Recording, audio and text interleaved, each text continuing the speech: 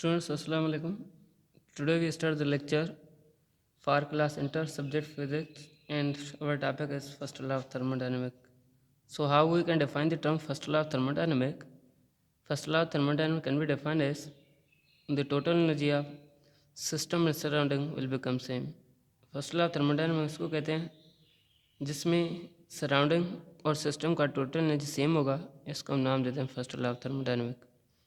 In other words, we can say that when heat is transferred into work, अगर हम किसी heat को work में ट्रांसफ़र करवा लें एंड एनी फॉर्म एनर्जी और एनी फॉर्म एनर्जी या किसी भी एनर्जी के फॉर्म को and vice versa, the amount of energy remain constant if the system is idol.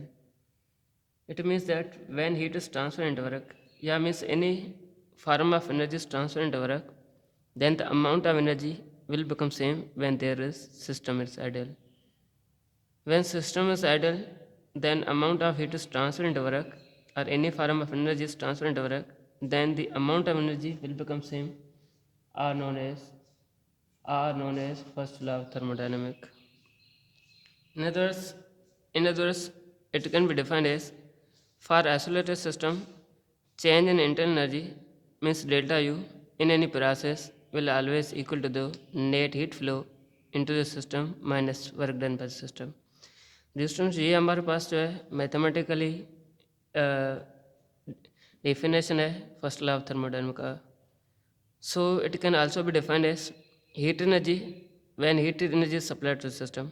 अगर हम किसी सिस्टम को हीट एनर्जी सप्लाई करेंगे, ले सपोज हमारे पास जो हीट एनर्जी होगा वो डेल्टा क्यू होगा, वो हमने किस सिस्टम को हीट सप्लाई किया, which is equal to the, वो किसके बराबर होगा, sum of increase in internal energy means delta U and plus work done by the system.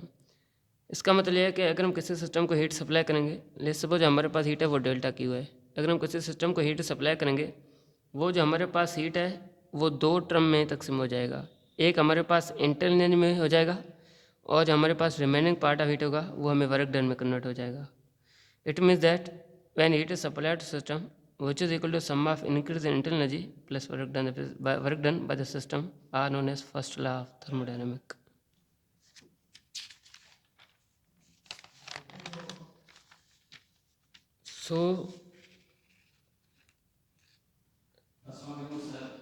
So it means that, in other words, we can say that it is a study of relation between heat work and internal energy. First law of thermodynamics को हम ऐसे define कर सकते हैं, ये जो हमारे पास heat work और इंटरनल एनर्जी है, इन तीन टर्म के रिलेशन को हम नाम देते हैं first law of thermodynamics. So it is a special case of law of conservation energy. ये जो हमारे पास फर्स्ट लॉ ऑफ थर्मोडायनामिक्स है, ये हमारे पास law of conservation of energy का स्पेशल केस है.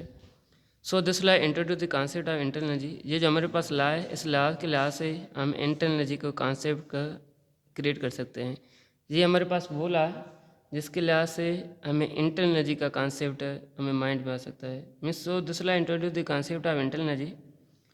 सो it was totally the definition for theoretical. Here we convert the theoretical statement into the mathematical language.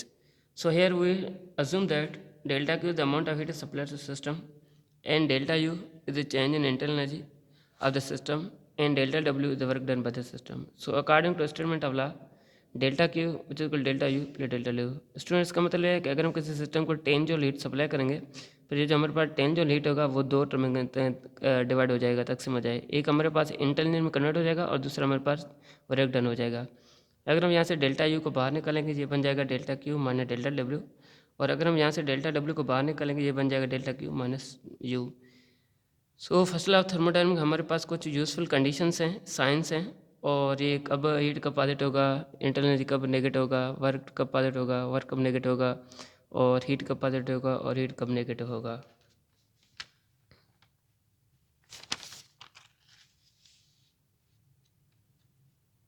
So dear students, हमने यहाँ पे लिख लिया क्वांटिटी, लिख लिया यहाँ पे साइन लिख लिया, और हमारे पास यहाँ पे हमने कंडीशन लिख लिया.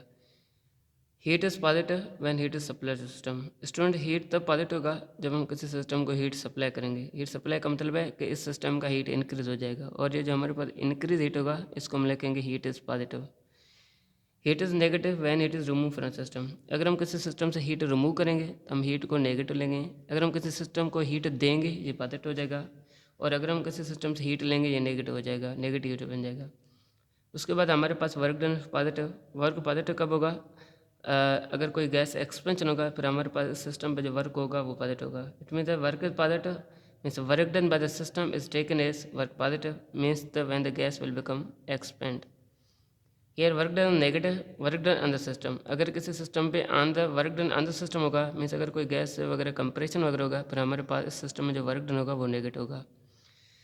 Change in internal energy is positive when temperature rise. Student अगर हमारे पास टेम्परेचर इंक्रीज होगा फिर हमारे पास इंटरनल एनर्जी इंक्रीज होगा। अगर इंटरनल एनर्जी इंक्रीज होगा इसका मतलब है हमारे पास जो इंटरनल एनर्जी है वो पॉजिटिव है।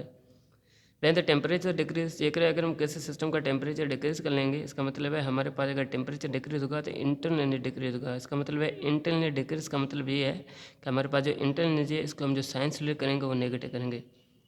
स्टूडेंट इसका मतलब है कि अगर हम टेम्परेचर को इंक्रीज करेंगे तो इंटरनल एनर्जी इंक्रीज होगा। जब इंटरनल एनर्जी इंक्रीज होगा इसका मतलब है इंटरनल एनर्जी पॉजिटिव हो जाएगा।